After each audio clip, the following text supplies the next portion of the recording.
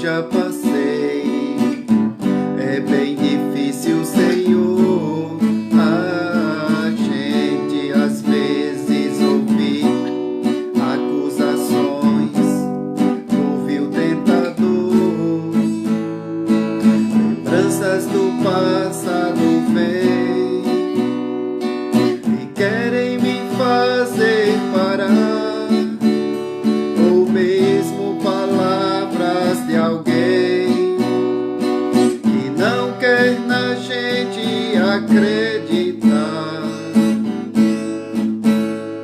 e quase parando sem forças e vigor, a gente lê a palavra e encontra bastante poder para vencer, continuar a jornada e ver que o passado ficou para trás, pois Cristo na cruz tudo já venceu, e saber que dele não lembra mais.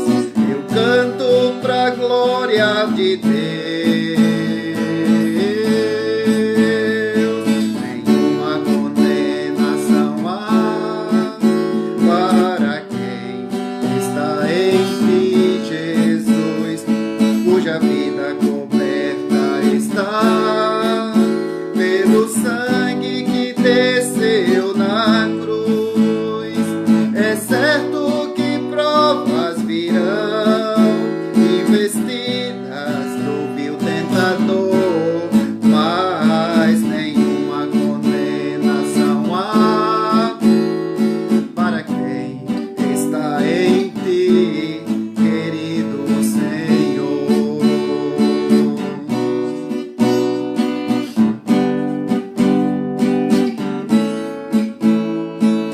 Todas as provas que eu já passei, é bem difícil, Senhor, a gente às vezes ouvir acusações do vil tentador.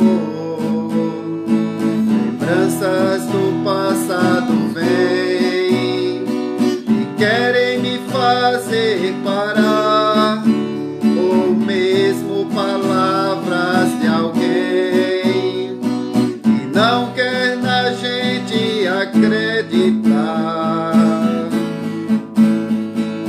quase parando sem forças e vigor, a gente lê a palavra e encontra bastante poder para vencer, continuar a jornada e ver que o passado ficou para trás, pois Cristo na cruz tudo já venceu, e saber que dele não lembra mais. Eu canto pra glória de Deus. Nenhuma condenação há para quem está em ti, Jesus, cuja vida coberta está pelo sangue que desceu na cruz. É certo que provas virão, investidas do vil tentador, mas nenhuma condenação há para quem está em ti, querido Senhor.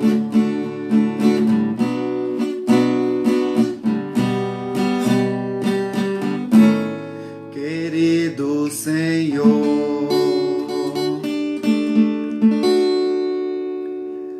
Pai Santo, nós adoramos, bendizemos o Teu santo nome.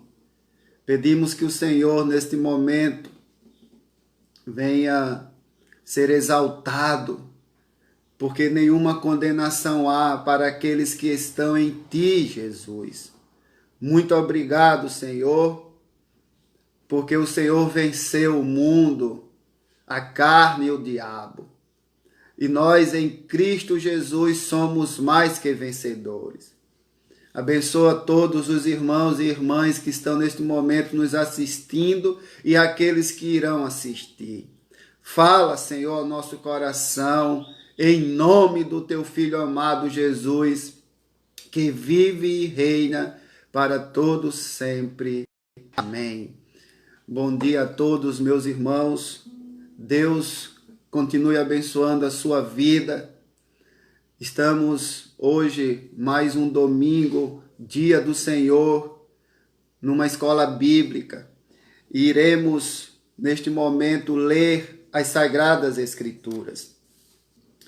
E eu peço que você abra a sua Bíblia em 2 Timóteo, capítulo 3, versículos 14 ao 17. Um texto bastante conhecido de todos.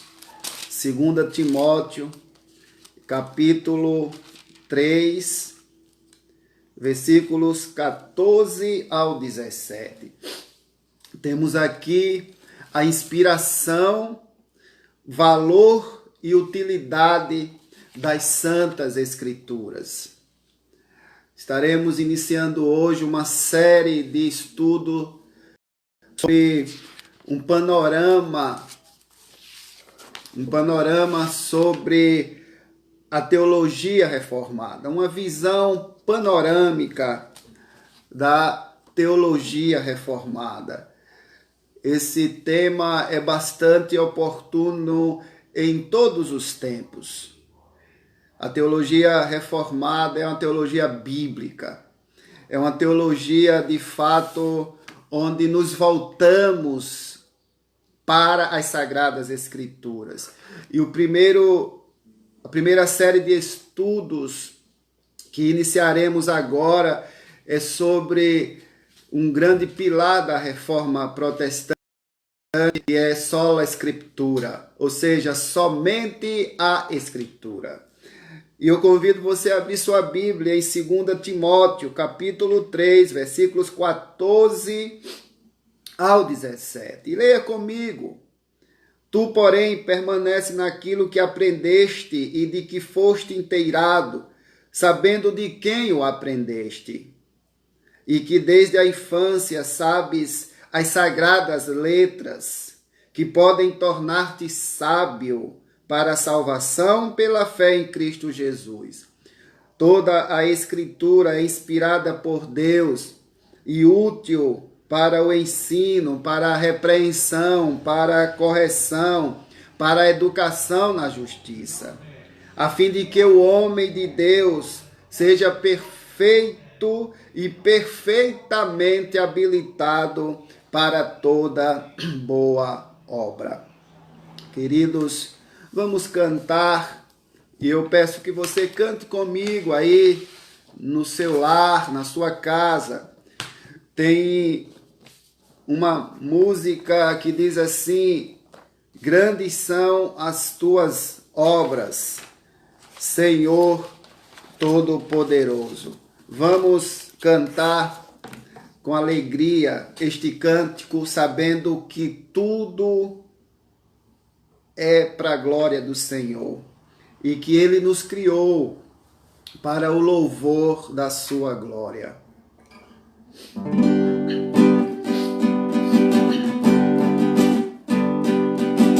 Grandes são as tuas obras, Senhor Todo-Poderoso, justos e verdadeiros são os teus caminhos.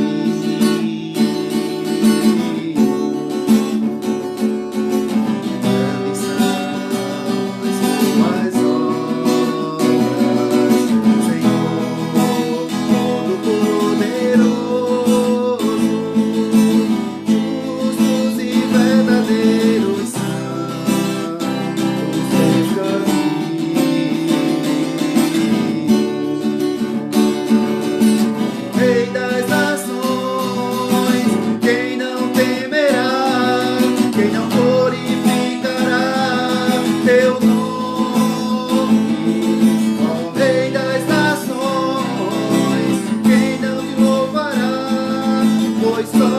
teu nome é santo, ó Rei das nações. Quem não temerá, quem não glorificará teu nome, ó Rei das nações. Quem não te louvará, pois só teu nome é santo. Todas as nações virão e adorarão diante de ti, pois os teus atos de justiça se fizeram manifestos.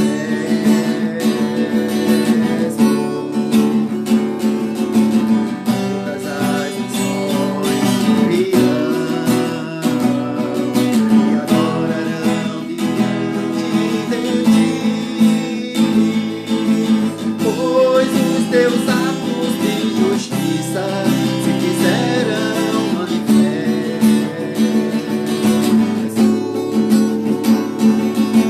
Rei das nações, quem não temerá, quem não glorificará teu nome, ó Rei das nações.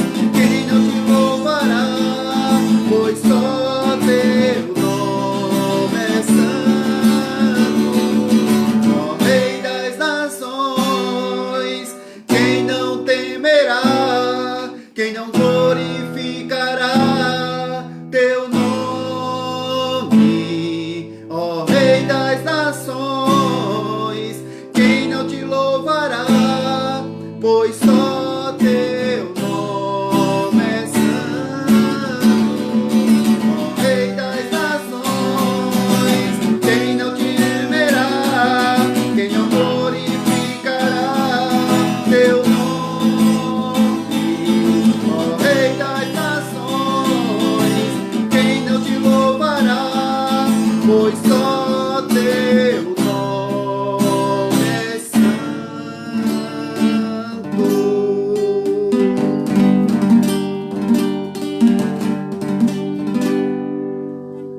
Amém. Glória a Deus.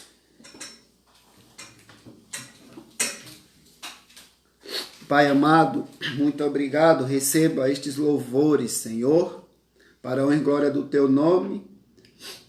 E acabamos de cantar que só o teu nome é santo, que grandes são as tuas obras, que o Senhor está no controle de todo o universo criado, todas as criaturas, todos os seres humanos criados por ti. Muito obrigado e por isso podemos confiar em ti. Fala ao nosso coração nesta manhã e que nós possamos de fato ter as Sagradas Escrituras, a Palavra de Deus, como regra de fé e prática para as nossas vidas. É assim que eu te oro, em nome de Jesus. Amém. Meus irmãos, deixe sua Bíblia aberta neste texto que nós acabamos de ler, de 2 Timóteo, capítulo 3, versículos 14 ao 16. Mas também eu gostaria, até o verso 17, na verdade, perdão. 2 Timóteo, capítulo 3, versículos 14 até o 17, onde aqui podemos observar a inspiração, o valor e a utilidade das Sagradas Escrituras.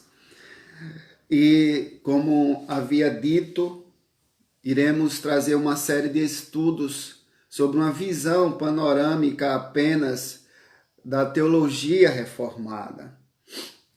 E observaremos a situação teológica enfrentada pelos reformadores no século XVI, onde a teologia medieval, em oposição à teologia reformada, teve.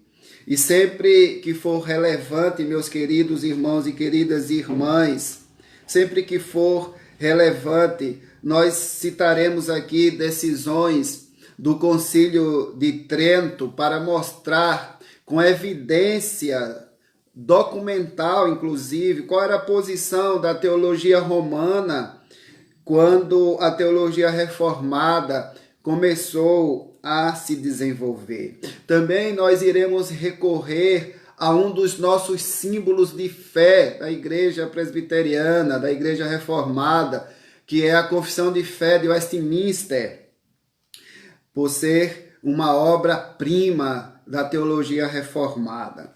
E nós iremos observar que houve mudanças na teologia romana, especialmente depois do Concílio Vaticano II, quando a Igreja Católica ela passou a adotar uma postura menos tradicional e mais ecumênica. E nós estamos falando sobre a unidade da Igreja, pontos fundamentais da unidade da Igreja, na quinta-feira, onde vimos que não há possibilidade alguma de ser ecumênico com aqueles que não professam a mesma fé, que não têm a palavra de Deus como regra de fé e prática, com aqueles que de fato não têm um só Senhor, e vimos isto, que um dos primeiros pontos para se ter a unidade na igreja é ter um só Senhor. E muitos dizem que todos os caminhos levam a Deus, isso é mentira.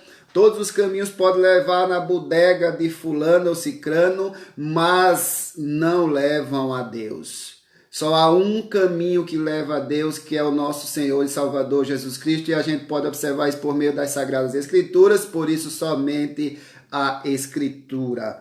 Então, iremos aqui tratar questões atuais, abordagens atuais, mostrando assim os desvios teológicos existentes hoje, especialmente, meus queridos irmãos, infelizmente, entre os evangélicos, os quais seriam evitados estes desvios se nos apegássemos com mais vigor à herança reformada, à herança da reforma. Por isso, o primeiro tema que abordaremos é a Escritura.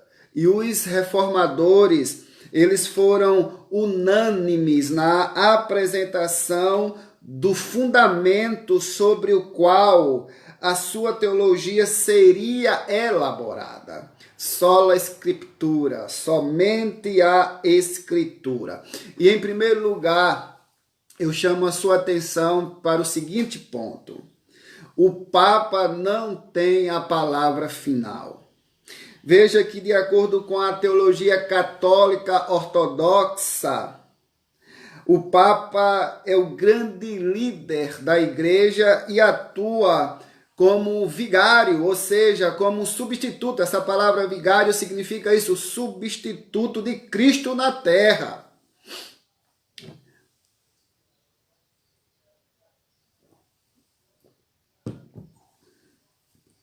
Para atuar, meu irmão e minha irmã, como substituto de Cristo, o líder máximo da igreja precisa possuir infalibilidade, pois se Cristo não erra, o seu substituto também não pode errar. Então veja você que a teologia romana definiu essa infalibilidade do Papa em linhas gerais, afirmando que quando o Papa fala ex cátedra, isto é, quando trata de assuntos doutrinários, em virtude do auxílio que recebe de Deus, ele é infalível. E essa declaração, porém, não é suficiente para esclarecer a natureza e o caráter dessa infalibilidade. Veja que os escritores bíblicos foram preservados do erro na composição de seus escritos, porque foram inspirados pelo Espírito Santo. Então, a infalibilidade papal não é assim. De acordo, queridos, com a teologia católica, o Papa é infalível não por inspiração, isto é, não pela mesma obra do Espírito Santo por meio da qual os escritores bíblicos foram preservados do erro. Sua infalibilidade não consiste no recebimento de novas revelações da parte de Deus e na elaboração do ensino divino, mas apenas no fato de que ele pode explicar fielmente a tradição da igreja e a doutrina dos apóstolos. E ainda, meus irmãos, de acordo com a teologia católica ortodoxa, a infalibilidade do Papa também não significa que as palavras ditas pelo Papa em assuntos religiosos sejam a palavra de Deus. Significa apenas que elas são infalíveis, isto é, isentas de erro. Então, se o Papa apoiar o marxismo, o comunismo, então a igreja tem que apoiar, tem que seguir, porque é palavra infalível. Não se pode questionar o Papa, aquele que é o vigário, aquele que é o substituto de Cristo aqui na terra. Então veja que o Concílio Vaticano I diz que o Papa é infalível quando fala ex cátedra. Isso na prática, meu querido, é inútil como padrão, pois pela própria natureza da questão, só quem pode dizer se o Papa falou ex cátedra é o próprio Papa. Veja que coisa, o poder centrado em um só homem. Assim, um Papa é sempre livre para rejeitar seus próprios pronunciamentos ou os pronunciamentos de outros papas, dizendo que não foram feitos ex cátedra. Veja, ou assim, declará-los válidos, dizendo que foram. Depois, queridos, ele pode até mesmo dizer que ele mesmo ou em seus predecessores, pensando que falava ex cátedra, realmente não falou. Na dogmática reformada, o teólogo reformado Hermann Bavinck afirma o seguinte, é um livro bem grosso, muito bom, Dogmática Reformada, desse grande teólogo. Ele afirma o seguinte: os teólogos católicos romanos se encarregaram de desenvolver em detalhes as áreas cobertas por essa infalibilidade. Segundo eles, o Papa é infalível quando trata das verdades da revelação na Escritura, das verdades das instituições divinas, dos sacramentos, da Igreja, de sua organização e governo e das verdades de revelação natural. Continua o grande teólogo Bavinck dizendo: no entanto, até mesmo com isso estamos longe de esgotar o alcance da infalibilidade papal. Para que o Papa seja infalível em todas essas áreas, dizem os teólogos, ele também tem de ser infalível na criação das fontes das verdades da fé e na interpretação delas. Isso significa dizer que ele é infalível no estabelecimento da autoridade da Escritura, da tradição, dos concílios, dos papas, dos pais, dos teólogos, no uso e na aplicação de verdades naturais, imagens, conceitos e expressões, na avaliação e rejeição de erros e heresias, até mesmo no estabelecimento de fatos dogmáticos, na proibição de livros em questões de disciplina, no endosso de ordens, na canonização de santos e assim por diante. Fé e moral abrangem quase tudo, e tudo que o Papa diz sobre isso seria então infalível. O termo ex cátedra, de fato, não traça nenhum limite em nenhum lugar. Encerra o grande teólogo Hermann Bavinck em sua colocação sobre o Papa sobre a infalibilidade papal em sua obra dogmática reformada. Mas, queridos, afinal, se o verdadeiro fundamento inabalável da fé cristã não é o Papa, qual é esse fundamento?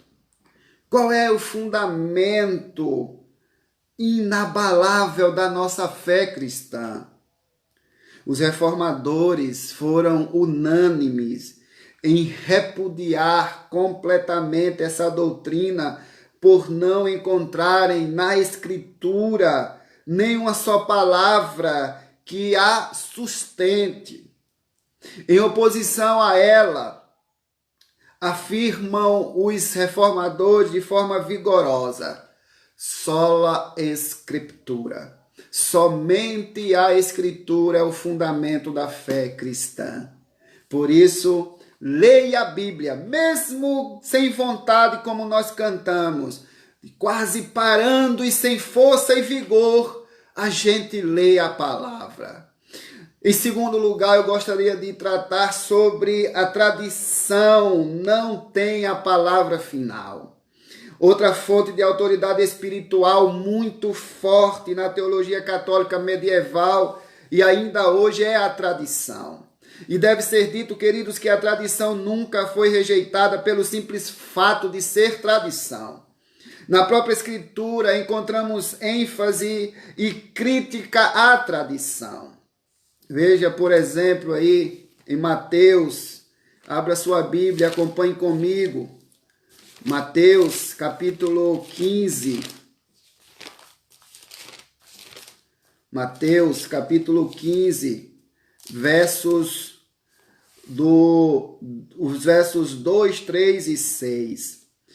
O verso 2 vai dizer que vai ter uma pergunta ali quando eles chegam ali, os discípulos chegaram ali de Jerusalém e alguns fariseus e mestres da lei perguntaram a Jesus por que os seus discípulos desobedecem às antigas tradições judaicas. São perguntas feitas pelos fariseus, perguntando a Jesus, pois eles não obedecem à nossa cerimônia de lavar as mãos antes de comer.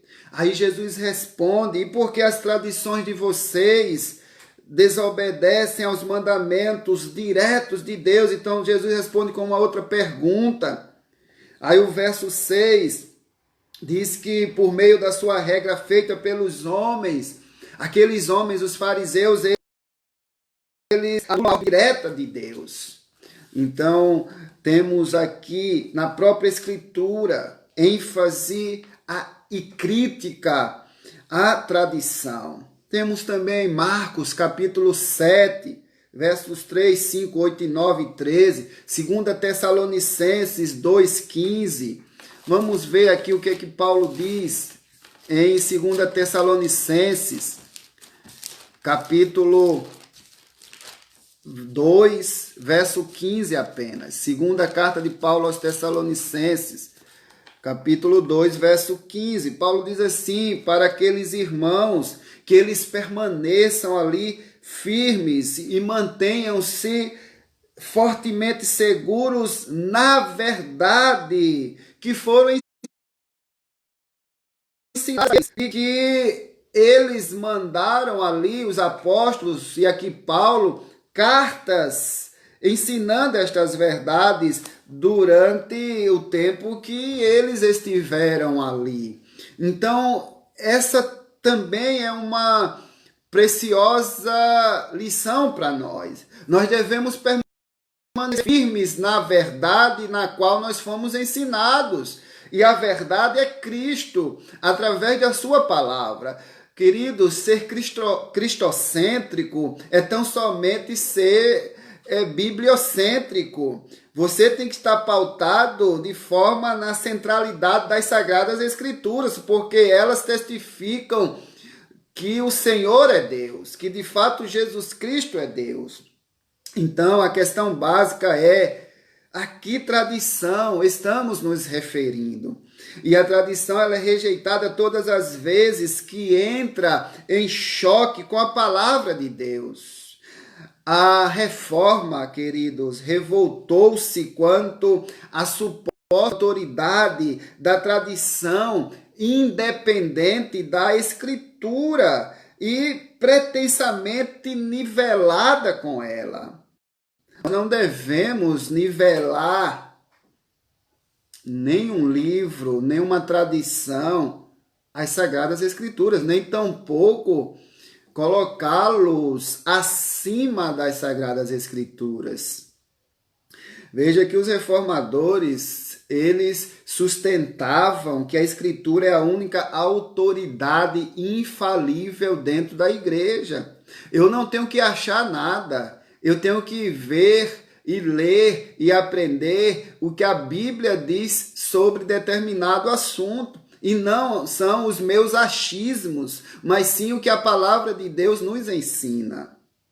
Então, deste modo, a autoridade dos credos, sejam eles o credo apostólico, o de Nicéia, o de Calcedônia, era indiscutivelmente considerada pelos reformadores somente as Escrituras. Elas são incondicionalmente autoritativas. Veja você que a autoridade dos credos era considerada indiscutivelmente pelos reformadores, mas somente as Sagradas Escrituras, elas são autoritativas. Então veja que os credos são importantes para pautarem aquilo que a gente crê de forma sistemática, mas eles não têm mais autoridade do que as Sagradas Escrituras. Então, você e eu, nós vimos em primeiro lugar, dentro deste tema, sola Escritura, somente a Escritura, o Papa não tem a palavra final. Segundo lugar, você viu também comigo que a tradição também não tem a palavra final. Mas em terceiro lugar, eu gostaria também aqui de chamar a sua atenção para dizer que a igreja também não tem a palavra final. Outra expressão aqui moderna, né, desse ensino católico medieval é a crença de que a denominação religiosa a que pertencemos está sempre certa. Isso é um erro. Nenhuma denominação religiosa está isenta de erros neste mundo. Os concílios são compostos por pessoas e por melhores que sejam, queridos, as intenções dessas pessoas e por mais sólido que seja seu conhecimento teológico, elas continuam sendo sujeitas ao erro. E nossos concílios e denominações, eles são falíveis. A Igreja Presbiteriana do Brasil, ela não é a igreja que só nela encontra-se a salvação. No dia em que nós declararmos isso, pode sair dela, porque é uma seita. Então, nós consideramos os outros irmãos queridos em Cristo de outras denominações. Nós não somos a igreja perfeita, nós não somos a igreja que é a melhor de todas.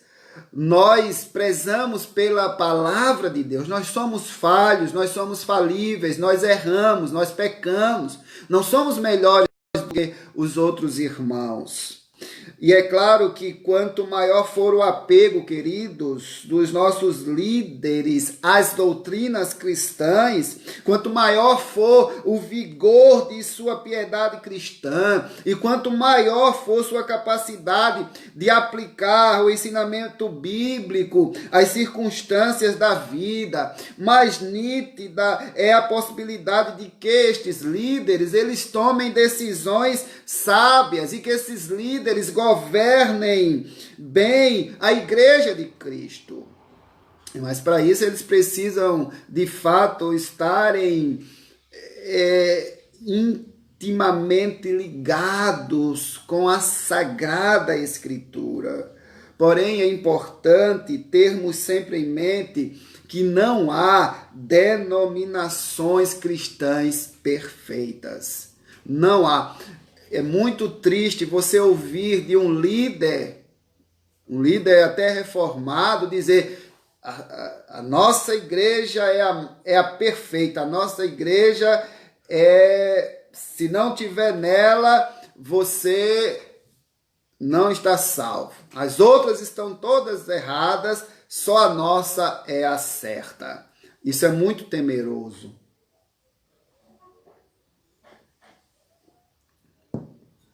Isso é muito temeroso. Então, não há denominações cristãs perfeitas. Isso é necessário, queridos, não apenas para exercitar nossa humildade e despertar o interesse pelo estudo rigoroso da Escritura, mas também para nos permitir uma comunhão cristã mais saudável com os nossos irmãos de outras denominações cristãs. Embora nós sabemos que exista muitas denominações, a Igreja de Cristo, ela é composta por todos aqueles que professam sua fé em Jesus Cristo como seu Senhor e Salvador pessoal. Portanto, vimos, meus queridos, que a palavra do Papa não é a palavra final. Vimos que também a tradição, ela não tem a palavra final. A igreja não tem a palavra final. E por último, a Escritura, nós temos ela como única regra de fé e conduta.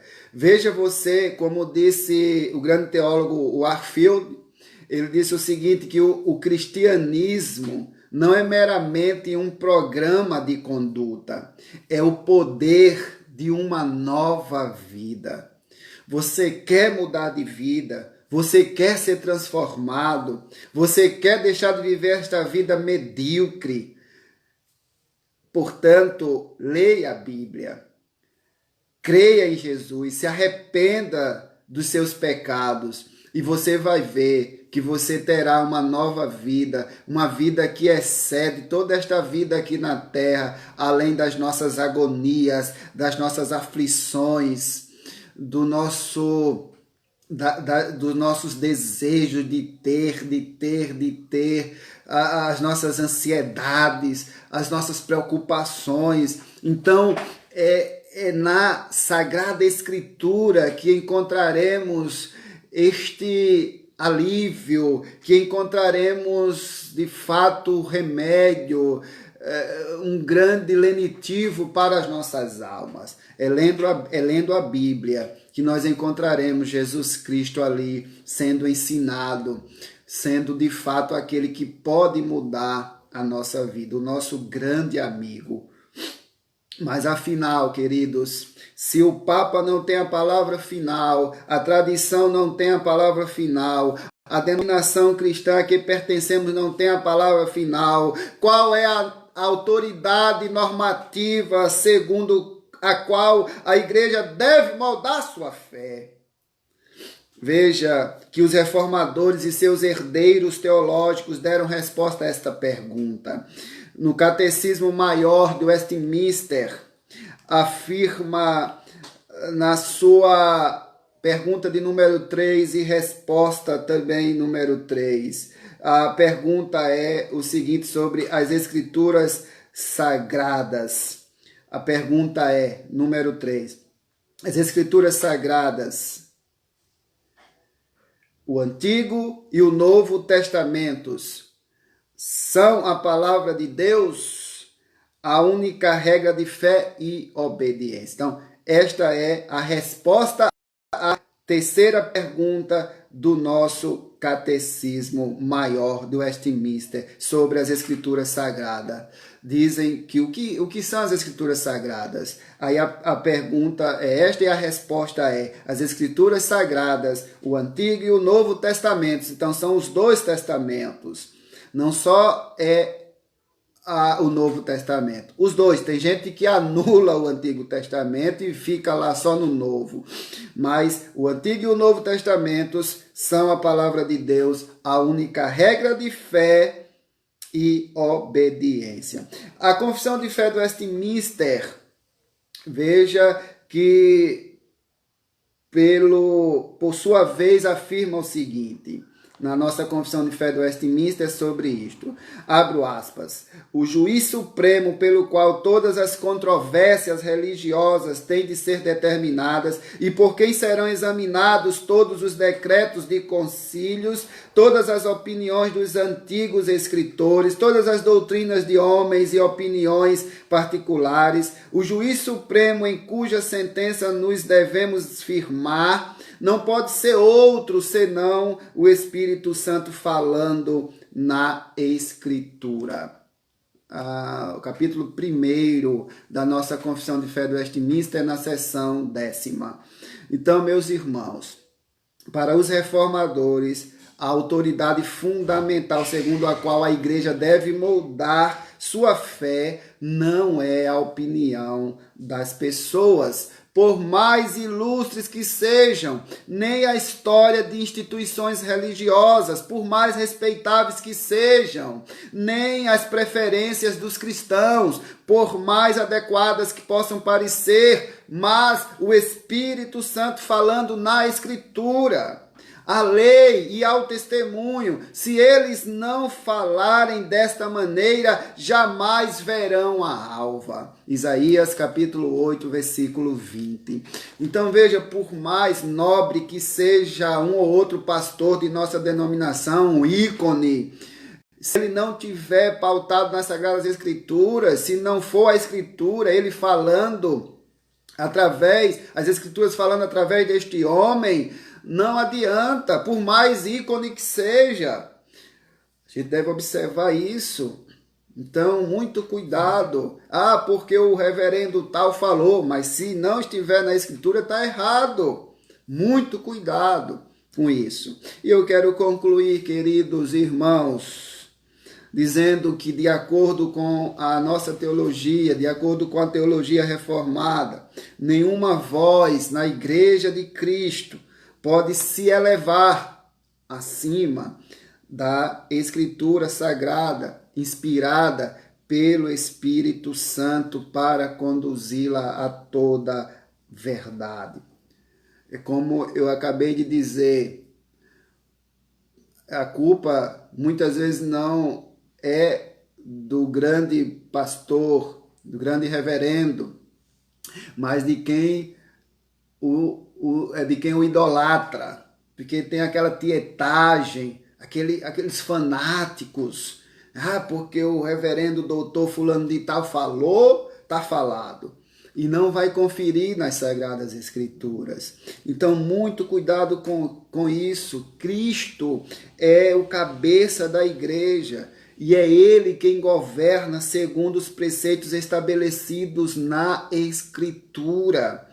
Nenhum líder, nenhuma denominação cristã, nenhum concílio, nenhum costume, nenhuma tradição tem valor normativo para a igreja cristã, mas só somente a Escritura, somente a Bíblia, ela tem valor normativo. Aqui você encontra sobre pais e filhos, como os deveres de maridos e mulheres. Aqui você encontra como ser salvo, como viver neste mundo vil, como adorar a Deus, como orar, como ser um piedoso, como ser devoto ao Cristo Jesus. Aqui você encontra a sua origem, como fomos criados, para que fomos criados, onde muitos filósofos ainda estão questionando de onde viemos, para onde iremos, quem somos. A Bíblia nos responde. Então, meu irmão, minha irmã, você já reparou como as pessoas em geral têm tratado a Escritura nos tempos pós-modernos em que vivemos? Você já viu? Tem um trabalho muito bonito, os Gideões, que entregam o Novo Testamento há anos nas escolas, hotéis e tudo. E para você ter uma ideia, em pleno século XXI, aqui em Brusque, Gideões tentando entregar em escolas do município e do estado, e são barrados por diretores, porque não querem a palavra de Deus nas escolas, mas querem outras coisas que não edificam e que vocês já sabem o que são. Então é lamentável quando a palavra de Deus, quando as Sagradas Escrituras, elas são deixadas de lado. O pecado impera, o pecado reina, a corrupção sobressai, porque não tem mais um limite, não temos mais um norteador, não temos mais... Voltamos aqui, deu uma queda aqui, mas os irmãos estão ouvindo, tá tranquilo? Então estava falando que quando a Bíblia, as Sagradas Escrituras, nós nos afastamos de lê-la, aí a desgraça opera. Nós não temos mais um princípio norteador, normatizador, aquilo que regra a minha vida, aquilo que me faz enxergar uma visão de mundo diferente desta pós-moderna. Portanto, quando a Escritura diz alguma coisa com a qual não concordam, as pessoas simplesmente dizem, sabe o quê? Os tempos mudaram. Os tempos mudaram. E a própria palavra nos ensina que passarão os céus e a terra, mas a palavra do Senhor, esta não há de passar. Portanto, meu irmão, abandonam estas pessoas o ensino bíblico e seguem o seu próprio caminho. E quando nós seguimos o nosso